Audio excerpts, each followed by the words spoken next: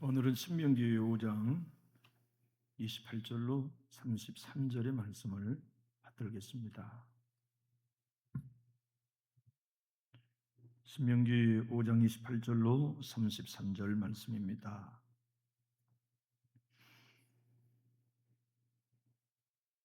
(270면) 신명기 5장 28절 말씀입니다. 여호와께서 너희가 내게 말할 때에 너희가 말하는 소리를 들으신지라. 여호와께서 내게 이르시되 이 백성이 내게 말하는 그 말소리를 내가 들은즉 그 말이 다울도다.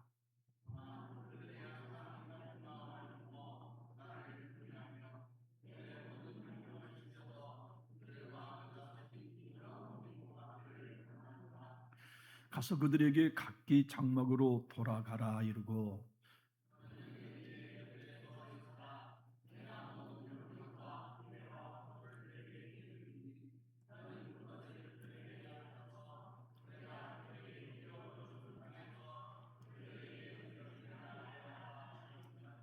그런즉 너희 하나님 여호와께서 너희에게 명령하신 대로 너희는 삼가 행하여 좌로나 우로나 치우치지 말고 너희 하나님 여호와께서 너희에게 명령하신 모든 도를 행하라.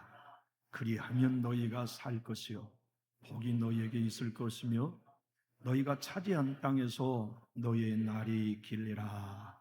아멘. 우리 하나님은 우리에게 복 주기를 원하세요. 그래서 성경을 기록해 주셨죠. 어떤 부모가 자녀가 복 받기를 원치 않겠어요? 하나님은 우리 아버지시니 우리가 복 받기를 원하는 건 당연한 일이죠. 성경을 가만히 보면 한 시간, 한 날에 운명이 갈리는 만남을 경험한 사람들이 이야기로 가득해요. 저는 가장 극적으로 하나님 은혜를 한순간 경험한 사람을 들려면 아마 주님과 함께 십자가에 못 박혔던 양쪽 강도가 아닐까 싶어요.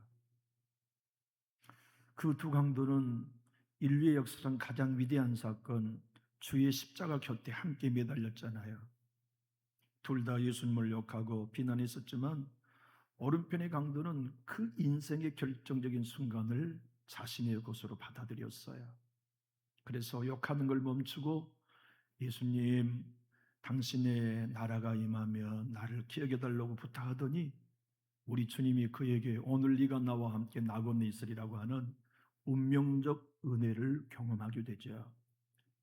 여러분, 룻기의 주인공은 모압 여인 룻의 이야기죠. 베들레헴 사람 엘리멜렉이 흉년을 만나 말론, 기럨 큰아들과 작은아들 나오미 아내를 데리고 가서는 안 될 땅 모압으로 내려가죠. 그건 사사기의 시대를 반영한 사건입니다. 하나님이 왕으로 인정하지 않는 시대, 누구든지 왕이 없이 자기 소견에 옳은 대로 살았던 엘리멜렉도 사사시대의 사람처럼 왕이신 하나님의 명령을 듣지 않고 자기 소견에 옳은 대로 모압에 내려갔다는 것을 이례로 설명한 거예요. 거기 내려가서 마리오는 오르바라고 하는 여인을 만나 결혼하고 둘째 아들 기르는 누시라는 여인을 만나 결혼했는데 불행하게도 시아버지도 돌아가시고 두 아들도 함께 죽어 세 여인이 과부가 됐어요. 베들레헴에 하나님이 떡을 다시 주셨다는 얘기를 듣고 나오미는 고향으로 돌아갈 계획을 세우죠. 그리고 말합니다. 딸들아, 돌아가라. 너희들이 나와 함께 가면 무슨 낙이 있겠냐. 지금 내가 아들이 있다 해도 그 아이가 성장하여서 너희들에게 아이를 갖게 해주는 계대 결혼을 할 수 없을 것인데 내게는 아들도 없다. 고맙다. 나와 함께 주어서 다들 너희 친정으로 돌아가 새 남편 만나 살아라. 오르바는 갔어요. 롯은 끝까지 시어머니를 따라 베들레헴에 온 거죠. 이방 나라에 온 겁니다. 그리고는 그때 마침 수확철이 돼가지고 이삭을 주우러 밭에 갔는데 그 집, 그 땅 주인이 공교롭게도 보아스였어요. 그리고 그 만남을 통해 그 여인은 다윗의 할머니가 되고 예수님의 조상이 된 운명적 축복을 경험하죠. 이처럼 성경에는 결정적인 순간을 기록한 사건이 있는데 오늘 본문이 그렇습니다. 오늘 본문은 이스라엘의 운명이 결정될 자리인데 그들은 스스로 발로 차버렸어요. 그게 오늘 본문의 이야기입니다. 여러분, 우리의 신앙생활에 있어서 가장 중요한 정립이 오늘 본문에 있어요. 그래서 여러분, 오늘 다 신앙의 모든 틀이 준비되어 계시겠지만 정신을 바짝 차리고 우리도 오늘 이 자리가 운명을 결정하는 자리가 될 수 있도록 우리 모두가 말씀에 반응했으면 좋겠습니다. 여러분, 하나님께서 모세를 통하여 율법을 주실 때 유대인들은 율법을 오해한 겁니다. 여러분, 하나님께서 율법을 주실 때에는 지난주에 말씀드린 것처럼 1계명부터 4계명까지를 통하여 하나님이 누구이신가를 보여주신 거예요. 단순히 계명이 아닙니다. 하나님은 거룩하시다. 하나님은 질투하신 하나님이다. 하나님은 죄가 없고 의로우신 분이다. 그분은 어떤 경우에도 영광을 공유하지 않으신다. 홀로 예배받기를 원하신다가 1계명부터 4계명까지 하나님의 계시라면 5계명부터 10계명까지는 너희는 절대로 이웃과 사랑하며 살 수 없는 타락한 존재라는 걸 알게 하시려고 하나님이 5계명부터 10계명까지를 주신 거죠. 그게 10계명이 목적이에요. 그래서 제가 말씀드린 것처럼 켈빈의 이야기와 같이 신앙이란 하나님을 아는 것과 나를 아는 거예요. 하나님은 어떤 분입니까? 너무나 거룩하신 분이에요. 나는 누구입니까? 절대로 내 힘으로는 그 거룩을 추구해 드릴 수 없는 전적인 타락한 존재를 알게 하려 하시는 것이 1계명부터 10계명까지의 목적이며 모든 율법을 주신 목적이었어요. 모세를 통하여 하나님이 이스라엘 백성들에게 율법을 주실 때 백성들은 두려워 떨었죠. 모세야, 제발 부탁입니다. 우리에게 하나님 영성이 안 들리게 해주십시오. 당신에게만 말하게 해주십시오. 참 이기적이죠. 자기들은 하나님 만나면 죽을 것 같으니까 모세, 당신 혼자 만나서 죽더라도 당신 혼자 죽으라는 얘기. 우리는 살아야겠다는 얘기예요. 얼마나 이기적이에요. 모세는 그래, 그 말이 맞다. 그리고는 우리 하나님도 들으시고 그래, 그들의 말이 맞다. 이렇게 일러주시면서 오늘 이스라엘 백성이 영원히 축복받을 자리를 스스로 차서 하나님이 너희는 참 안타깝게 됐구나 하시는 말씀이 오늘 본문의 내용이에요. 우리가 얼핏 보면 하나님은 복받기 원하신 분이라고 하는 것으로만 이 본문에서 우리가 캐치할 내용처럼 느껴지지만 결코 그렇지 않아요. 자, 우리 18절 29절 한번 읽어볼까요? 시작. 여호와께서 너희가 내게 말할 때에 너희가 말하는 소리를 들으신지라. 여호와께서 내게 이르시되 이 백성이 내게 말하는 그 말소리를 내가 들은즉 그 말이 다 옳도다. 다만 그들이 항상 이 같은 마음을 품어 나를 경외하며 내 모든 명령을 지켜서 그들과 그 자손이 영원히 복받기를 원하노라. 하나님의 말씀의 의미는 우리 성경으로는 와닿지 않아요. 너희 모두가 율법을 지킨다고? 너희가 모든 내 말씀을 지킬 수 있다고 말했지? 어쩌면 좋냐? 정말 그랬으면 좋겠다만 너희 힘으로는 내 법을 못 지킨다는 말씀이 이 본문 속에 담겨있는 일이에요. 만약 너희 입으로 하나님의 말씀을 다 지킬 수 있다고 맹약한 것처럼 지킨다면 너희와 너희 자손은 영원히 복을 받을 것이다. 그러나 못 지킨다면 복받지 못할 것이라는 운명적인 선언이 오늘 본문 말씀에서 들려준 거죠.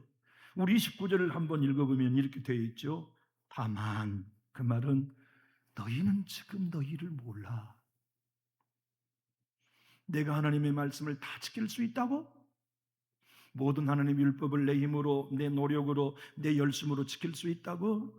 그렇게 됐으면 얼마나 좋겠냐만 너희는 타락한 존재이기 때문에 안 돼. 뒤를 돌아볼래? 홍해 앞에서 너희들이 얼마나 원망했냐? 너희가 지금 내 법을 지킬 수 있다면 그때도 원망하지 않았어야 했지. 40년을 돌아봐. 너희가 한 일은 감사는 한 번도 없었다? 불평하고 원망하며 대적한 것뿐이었지. 왜 그랬을까?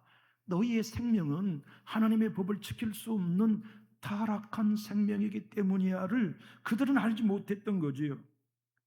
여러분, 하나님이 율법을 주신 목적은 그때나 지금이나 똑같아요. 한번 따라해 볼까요? 너희는 못 지킨다.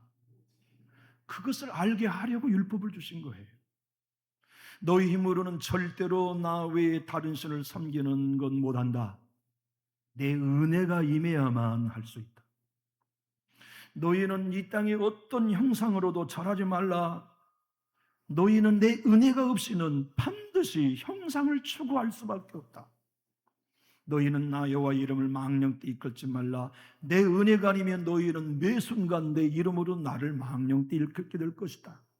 안식일을 거룩히 지키라. 내 은혜가 아니면 너희는 돈을 벌기 위해 안식일을 범하게 될 것이라는 말씀으로 하나님과 우리의 자신의 타락한 본성을 이해시키기 위하여 다만이라고 말씀하셨죠. 우리말 성경의 번역은 성경 원어의 의미를 그대로 살려 번역해 놓아서 함께 말씀의 의미를 이해할 수 있게 도와주어요. 같이 읽어볼까요? 오, 이렇듯 그들 마음이 나를 경외하고 내 모든 계명을 항상 지켜서 그들과 그 자손이 영원히 잘 될 수만 있다면 얼마나 좋을까. 너희는 너희를 정말 몰라. 감히 내 법을 너희가 지킬 수 있다고? 나는 너희로 내 법을 지키라고 준 게 아니야. 지킬 수 없으니 은혜 주세요. 지킬 수 없으니 도와주세요. 하나님, 우리는 우리 힘으로 우리의 노력으로는 여호와의 법을 못 지킵니다. 제발 우리보다 지켜서 복 받으러 가지 마시고 부족해도 은혜로 복 받게 해주세요라고 고백하도록 주신 것인데 그들은 언감생심 자기들이 타락한 자아의 생명을 이해하지 못하고 오해하여서 말씀대로 다 지키겠다고 하나님 앞에 감히 선언해 버린 거예요. 하나님의 말씀은 오늘 이것입니다. 너희가 정말 지킬 수 있다고? 그래, 그럼 한번 지켜봐라 하고 하나님이 선내신 내용이 오늘 본문 두려운 말씀, 결정적인 이스라엘 축복의 자리를 발로 차버린 거죠. 오늘 본문 5장 33절의 말씀을 한번 읽어보면 하나님이 이렇게 말씀하셨지요. 같이 읽어볼까요? 너희 하나님 여호와께서 너희에게 명령하신 모든 도를 행하라. 그러면 너희가 살 것이요 복이 너희에게 있을 것이며 너희가 차지한 땅에서 너희의 날이 길리라. 그러면 이 말씀 지키지 않으면 어떻게 될까요? 이 말씀은 이 말씀입니다. 너희가 온전히 지킨다고? 그래, 지켜. 복 받아라. 내가 약속의 땅에서 너희와 너희 자손이 영원히 복 받아. 그런데 못 지키면 너희는 그 땅에서 쫓겨난다는 말씀입니다. 너희는 지금 그렇게 정신 차려서 대답했어야 돼. 하나님, 제발 우리에게 지키라고 말씀하지 마세요. 우리 지키려고 해봐도 안 됩니다. 못해요. 우리에게는 하나님의 말씀을 지킬 거룩도 욱도 우도 존재하지 않아요. 우리에게는 하나님이 공급해 주신 의가 필요해요. 하나님이 우리에게 제공해 주신 의가 우리에게 필요해요. 그 의가 우리에게 전가되고 오직 믿음으로 아버지의 복을 받을 수 있다고 말해주세요. 우리보다 지킬 수 있다고 제발 말씀하지 마세요라고 반응했어야 되는데 감히 자기들이 지킬 수 있다고 고백하였기 때문에 하나님께서는 그래? 그럼 지켜봐 하고 선언하신 내용을 우리는 결정적인 순간으로 추적해서 보는 거죠. 쉬운 성경 번역본으로 신명기 5장 33절을 읽어보겠습니다. 시작. 여러분이 하나님 여호와께서 여러분에게 명령하신 대로 살면 여러분은 삶을 얻고 복을 얻을 것이요 여러분이 차지할 땅에서 오래오래 살 것이요 못 지키면 어떻게 된다는 얘기입니까? 죽게 될 것이요 라는 말씀이에요. 저주받게 될 것이요 라는 말씀이죠. 여러분, 예수님이 우리에게 팔복을 말씀하시면 자아의 생명으로는 절대 이렇게 못 산다를 가르쳐 주신 말씀입니다. 자아의 생명은 심령이 부자예요. 종교생활과 신앙생활을 하면 할수록 마음이 부자되지요. 나는 의로운 사람, 나는 성실한 사람, 나는 헌신적인 사람, 나는 충성스러운 사람, 그들은 은혜 못 받아요. 천국을 소유할 수 없어요. 심령이 가난한 사람은 어떻게 됩니까? 주님 몸부림쳐도 안 되네요. 주님이 도와주셔야겠어요. 나는 예수님 등 옆에야만 있어요. 나는 절대 포도나무가 아니라 나는 들포도나무에 지나지 않아요. 나는 예수님의 십자가의 접붙임을 받아야만 예수님에게 오는 수액으로 참 포도 열매를 맺을 수 있어요. 나의 자아의 생명, 옛 생명 가지고는 못해요. 그래서 예수님의 십자가에 못 박혀 내가 죽고 예수님의 무덤에서 부활한 새 생명으로 내가 주님과 함께 연합되어야만 살 수 있어야 하는 고백을 그들도 해야 했고 오늘 우리도 해야만 하는 것이죠. 그 고백은 의에 주리고 목마른 사람만 하게 됩니다. 누구의 의를 간절히 열망합니까? 내 안에 아무리 하나님의 말씀대로 살려고 해도 내 행위와 내 노력으로 아버지가 요구하신 의를 이룰 수 없기에 율법 외에 나타난 하나님의 한 의에 엎드려서 그 의에 목마르고 그 의에 줄인 사람만이 구원받게 된다는 게 주님의 팔복의 가르침인 것이거든요. 그들은 율법의 목적을 전혀 이해하지 못했어요. 우리가 율법을 지킬 수 있다, 우리가 지킬 수 있고 행할 수 있다고 생각한 것이 그들이 그날 결정했던 결정적인 오해였고, 그것으로 수천 년이 지난 지금까지 유태인들은 구원 못 받고 있는 겁니다. 그때 그 오늘 본문의 현장에서 우리가 행할 수 있습니다라는 결정 때문에 그들은 예수님이 오셨어도 못 알아보고 죽였어요. 여러분들과 제가 오늘 또 교회에 나와 주님 십자가 앞에 엎드려서 주님, 나는 내 힘으로는 아버지 뜻 이룰 수 없습니다. 은혜 주셔야 합니다. 주님, 나는 사랑하고 싶어도 사랑 안 됩니다. 미움 밖에는 없습니다. 주님, 나 용납하고 싶습니다. 내게 불편한 사람도 품고 싶습니다. 그런데 내 자아의 생명은 안 됩니다. 제발 예수의 마음을 주십시오. 하나님의 마음을 주십시오.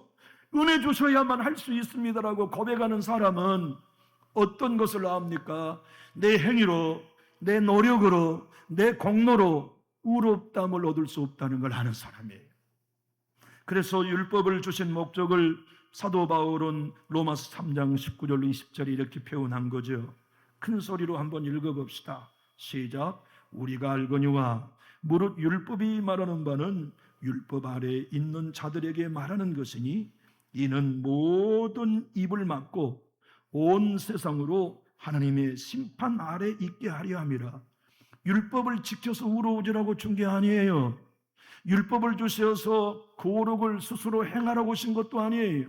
하나님의 율법을 주신 이 목적은 다 입을 막게 하려고 했던 겁니다. 안 됩니다. 하나님 뜻대로 살려고 해도 이 타락한 자의 생명은 안 됩니다. 그래서 나는 하나님의 심판 아래 있는 존재입니다. 제발 도와주십시오. 나는 돌아온 탕자입니다. 자격이 없습니다. 은혜 주셔야만 살 수 있습니다를 알게 하려고 율법을 씌웠는데 그들은 율법을 행할 수 있다고 오해한 겁니다. 모든 율법을 1.1획도 다 행할 수 있다고 생각하는 그들의 오해 때문에 그래? 그럼 한번 살아봐. 너희는 이렇게 살지 못하면 반드시 망한다는 말씀을 주님이 오늘 경정적인 현장에서 하신 말씀이죠. 바울은 로마서 20장 상반절에서 율법을 우리에게 주신 목적을 이렇게 설명합니다. 큰 소리로 한번 읽어봐요. 시작. 율법이 들어온 것은 범죄를 더하게 하려 함이라. 여러분, 율법을 가까이 할수록 정정한 사람은 자기 범죄의 목록이 커집니다. 율법을 가까이 할수록 내가 하나님을 대적했던 사실이 분명히 드러납니다. 그래서 율법은 범죄를 더하게, 죄를 더 짓게 하려 하는 게 아니라 율법을 통해서 나를 비춰보면 내 안에 선한 것이 없음을 알게 하려 하신 것이죠. 주님이 바리새인들에게 하신 말씀이 그겁니다.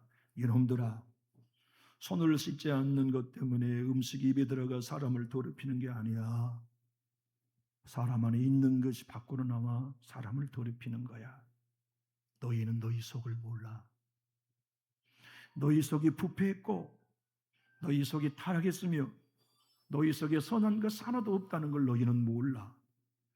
겉으로 보기에 안식일을 지켜서 의인이라고 생각하지? 겉으로 보기에 10의 1을 하나님께 드려서 의인이라고 생각하지? 겉으로 보기 일주일에 이틀씩 금식하여서 의로운 사람이라고 생각하지, 겉으로 보기는 머리에 기름을 바르고 옷에 술을 길게 늘어뜨리고 가난한 사람들을 위해서 구제를 사람들 보게 하면서 생활한 너희의 행위가 너희를 우습게 만든다고 착각하지? 아니야.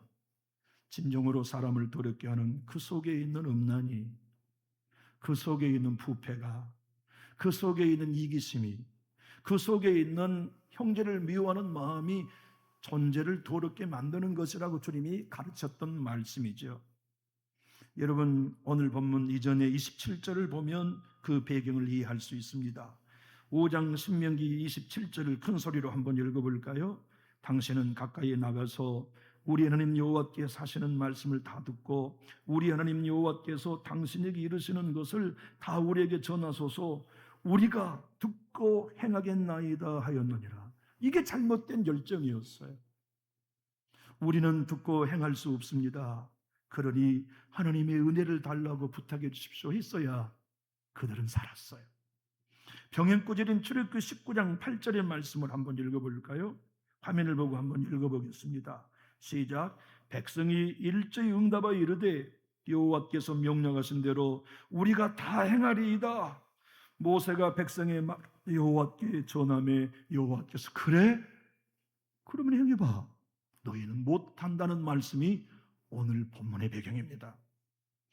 여러분 어떻습니까? 지난 많은 세월을 접어두고라도 지난 한 주간 말씀대로 사라지던가요?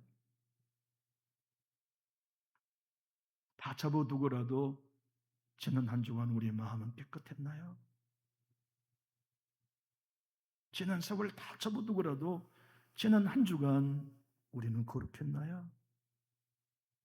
불평도 없이, 원망도 없이, 희락과 평강과 거룩으로만 한 주간을 살아지던가요? 오늘 불타는 은혜를 받고 다음 한 주간을 살아도 우린 우리 힘으로 거룩하게 못 삽니다. 그래서 율법은 우리로 끊임없이 네 힘으로는 안 되니 예수께 가거라. 그게 율법을 신 목적이에요. 네 행위로는 못하니 전적인 순종의 행위를 통해 너에게 율법의 요구인 의를 이루어준 예수 의지해라. 그래서 율법은 몽학선생이 되어서 여러분과 저로 말미암아 예수께 가도록 인도해 주시는 초등교사가 된 것이에요. 마틴 노이스 목사님은 기독교 교리 강좌 1권에서 이렇게 말합니다. 하나님이 율법을 신 두 가지 목적은 죄의식을 증가시키기 위함이요, 둘째는 갈라디아 3장 24절이 말씀한 것처럼 율법을 통해 예수께로 인도하기 위함이다. 다시 말하면 율법을 행하려고 행할수록 나는 거룩해질 수도 의로울 수도 없기 때문에 예수가 필요함을 알게 하려고 율법을 주셨단 말씀이에요. 그런데 감히 우리는 다 지킬 수 있다고 교만에 빠졌던 그들을 향하여 하나님은 이렇게 오늘 본문을 통해 그래 한번 해봐라 하신 명령을 하게 된 거죠. 만약 그때 이스라엘 선조들이 우리는 못합니다라고 항복했더라면, 그래서 이스라엘 역사 가운데 우리 예수님이 오실 때에도 배고픈 마음과 의에 졸인 심령으로 주님의 말씀을 귀 기울여 들었더라면 이스라엘 민족은 복된 민족이 되었을 거예요. 오늘도 내 주님이 십자가 지신 2000년이 지난 이 시간까지 왜 유대인들이 예수를 끝까지 믿지 않고 있나요? 지금도 이 율법을 오해하고 있기 때문에 그래요. 율법을 행함으로써 스스로 구원을 얻을 수 있다는 착각, 율법을 행함으로써 스스로 의로워질 수 있다는 교만의 생각 때문에 유대인들은 아직도 구원을 못 받고 있는 것이죠. 여러분들과 제가 교회에 나와 신앙하면서 주일 빼먹지 않는 걸 율법을 행한 걸로 착각하면 안 돼요. 새벽기도 받지 않는 걸 율법의 행함으로 착각해서도 안 되고요. 11조를 온전히 드리고 있다는 거, 금식하는 거, 가난한 이들을 돕고 있다는 거, 섬김을 통하여 나는 내 스스로 의의를 이루고 있다고 착각하면 안 돼요.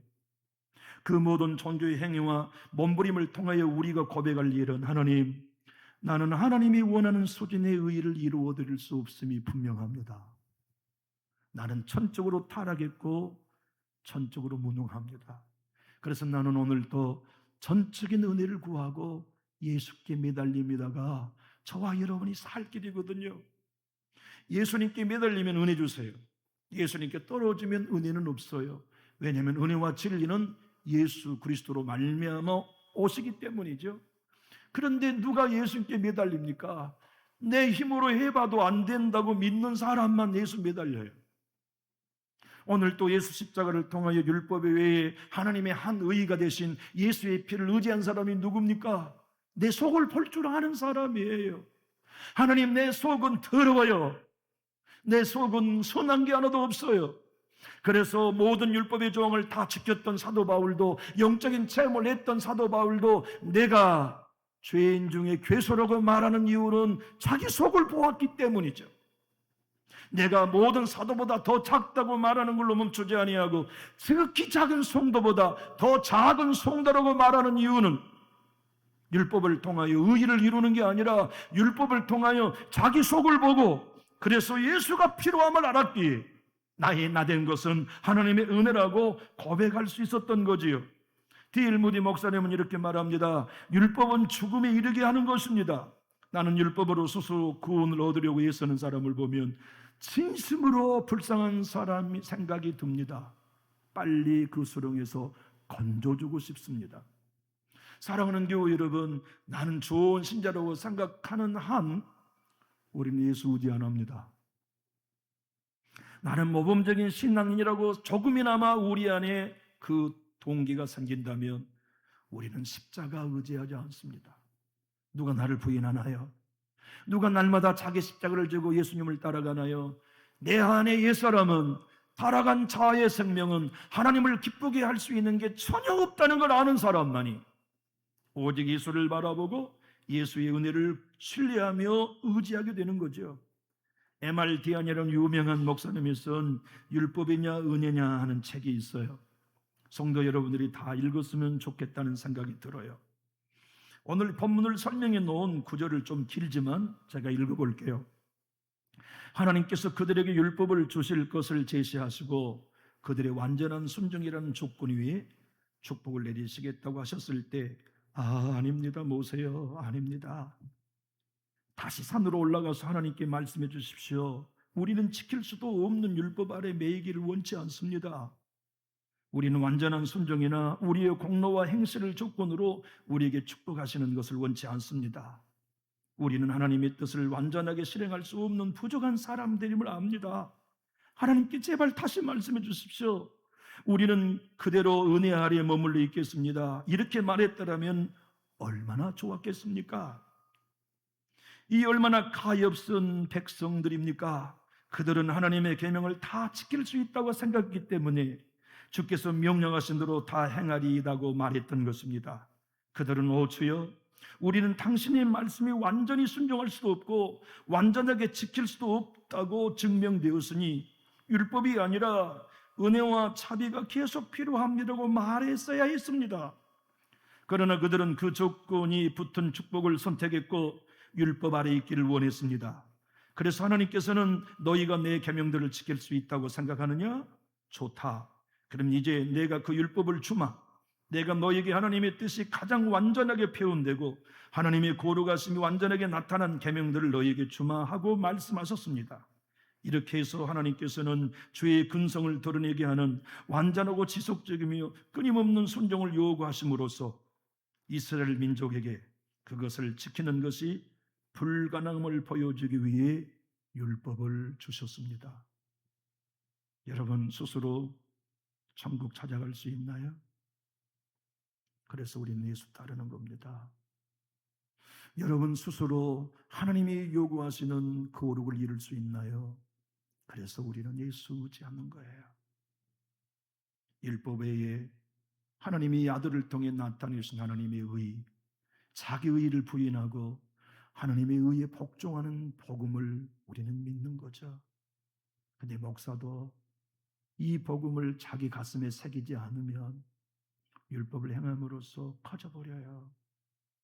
높아져 버려요. 목사도 그런다면 성도들은 오죽하겠어요. 난보다 예배 숫자가 많아지면 이 은혜의 복음에 무장하지 않을 때 곧 교만해져 있어요. 커져 있어요. 스스로를 대단하게 여기며 하나님의 은혜 앞에 꺼부러져서 나는 주인을 모르는 소나 나귀보다 못한 존재입니다라고 고백해야만 하는데 그걸 놓치죠. 은혜 없이 난 안 됩니다. 우리 하나님이 눈물로 이사야를 통하여 이사야 1장 2절로 9절에 외친 말씀, 우리 한번 하나님의 눈물의 음성을 들어봅시다. 시작. 하늘이여 들으라, 땅이여 귀를 기울이라. 여호와께서 말씀하시기를 내가 자식을 양육하였거늘 그들이 나를 거역하였도다. 소는 그 임자를 알고 나귀는 그 주인의 구유를 알건만은 이스라엘은 알지 못하고 나의 백성은 깨닫지 못하는도다 하셨도다. 슬프다 범죄한 나라여, 허물진 백성이여, 행악의 종자여, 행위가 부패한 자식이로다. 그들이 여호와를 버리며 이스라엘의 거룩하신 이를 만홀히 여겨 멀리하고 물러갔도다. 너희가 어찌하여 매를 더 맞으려고 패역을 거듭하느냐. 온 머리는 병들었고 온 마음은 피곤하였으며 발바닥에서 머리까지 상한 곳이 없이 상한 것과 터진 것과 새로 맞은 흔적뿐이거늘 그것을 짜며 싸매며 기름으로 부드럽게 함을 받지 못하였도다. 너희의 땅은 황폐하였고 너희의 성읍들은 불에 탔고 너희의 토지는 너희 목전에서 이방인에게 삼켜졌으며 이방인에게 파괴됨같이 황폐하였고 딸 시온은 포도원의 망대같이 참외밭의 원두막같이 뼈에 쌓인 성읍같이 겨우 남았도다. 만군의 여호와께서 우리를 위하여 생존자를 조금 남겨두지 아니하셨다면 우리가 소돔 같고 고모라 같았으리로다.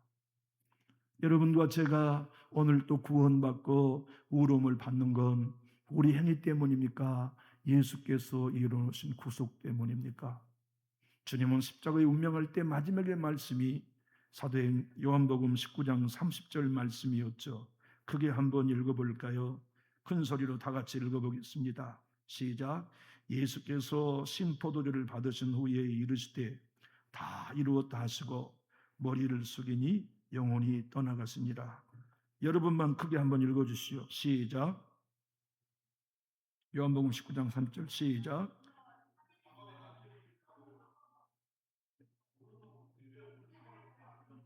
지금까지 안 나왔어요? 미안해요. 왜 그랬대? 왜 안 돼요?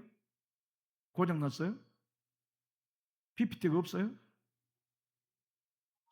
해서 올렸을 텐데 어젯밤에 새벽에 올렸는데 사모님 어디 계세요?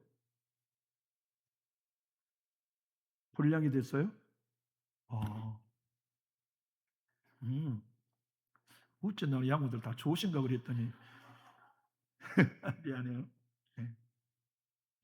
그럼 여기서 그만하고 다음 주 또 해야 될까? 네. 내가 그러면 정리하겠습니다. 진짜 다음 주에 또 한번 하겠어요. 우리 성경을 그러면 에베소 2장 7절로 9절만 한번 찾아 읽고 마치겠습니다. 왜 이분들이 다 졸고 이렇게 안 따라하신가 그랬더니 에베소 2장 7절로 9절 한번 찾아 읽고 마치겠습니다.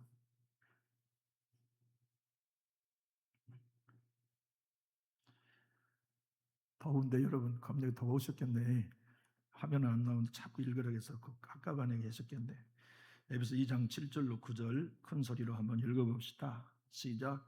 이는 그리스도 예수 안에서 우리에게 자비하심으로써 그 은혜의 지극히 풍성함을 오는 여러 세대에 나타내려 하심이라. 너희는 그 은혜에 의하여 믿음으로 말미암아 구원을 받았으니 이것이 너희에게서 난 것이 아니요 하나님의 선물이라. 행위에서 난 것이 아니니 이는 누구든지 자랑하지 못하게 함이라. 여러분은 선물이에요 라고 답해 주세요. 여러분 구원 무엇으로 얻었나요? 의롭다함을 어떻게 얻으셨어요? 하나님의 자녀를 무엇으로 얻으셨죠? 선물로 얻은 겁니다. 은혜로 얻은 거예요. 행위로 얻은 거 아닙니다. 왜 하나님이 그걸 선물로 주셨냐면 누구든지 자랑하지 못하고 은혜로 말하게 하려고. 만약 오늘 이 신명기 5장 28절로 33절에서 이스라엘 백성들이 지금 제가 설교한 것처럼 하나님 안 됩니다. 제발 철회해 주세요. 우리보다 지키라고 하시면 우리는 못합니다. 앞으로도 은혜 주셔야 합니다. 광야에서 우리에게 은혜로 살려주신 것처럼 가나안 땅에서도 우리에게 은혜여야만 됩니다라고 했더라면 그들은 살았어요. 교회 나와 예수 믿는 여러분과 저도 오늘 이 자리에서 고백해야 될 얘기는 그겁니다. 하나님, 내 힘으로 하나님 뜻 못 이루어드립니다. 내 방법으로는 우리 가정 구원시키지 못합니다. 우리 인간적인 방법으로는 남준이 교회 못 세웁니다. 하나님 도와주십시오. 우리에게는 주의 은혜가 필요합니다라고 고백한다면 하나님은 일하세요. 그리고 내 은혜가 너와 네 자녀를 영원히 복받게 하겠다는 약속을 주실 걸 믿고 우리 오늘 4,000년 전 이스라엘 백성이 실수한 것 하지 말고 오늘 이 순간부터 항복합시다. 주님의 은혜 없이는 나는 살 수 없으면 고백을 통해 나를 부인하고 자기 의를 미워하며 하나님의 의에 굴복하는 우리 공동체가 될 수 있기를 예수님 이름으로 축복합니다.